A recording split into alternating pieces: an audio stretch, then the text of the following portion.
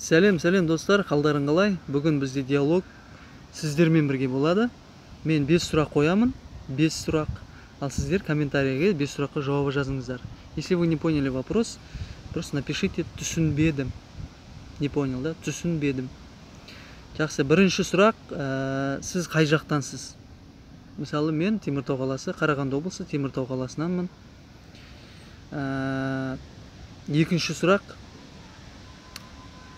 қазір сіздің аймақ, яғни сіздің мекен жайыңыз қай аймаққа жатады? Бізде қызыл аймақ, красная зона дейді ғой, қызыл аймақта жатырмыз. Сондықтан бізде карантин. Үшінші сұрақ, вакцина алдыңыз ба? Мен осы өткен айда вакцина алдым, Хаят деген.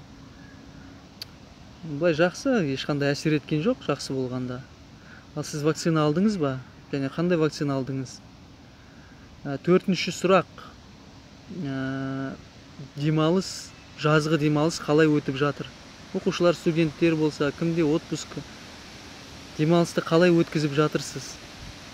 Мысалы, мен Алматыға барып келдім, бірақ ұнаған жоқ. Алматылықтар ренжімеңдер, экологиясы ұнаған жоқ өте. Мен демалам деп барғам негізі, жер көріп, ауылдарға барып, Алматының өзіне барып, бірақ көлік көп, түтін көп. Теміртаудың да экологиясы мәз емес, бірақ Алматы қиын екен.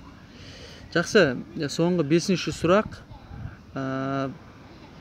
біздің елде қай жерге кеңес бересіз қыдыруға? Табиғаты бар, демалуға, баруға қай жерге кеңес бересіз? Жауабын міндетті түрде комментарийге жазыңыздар.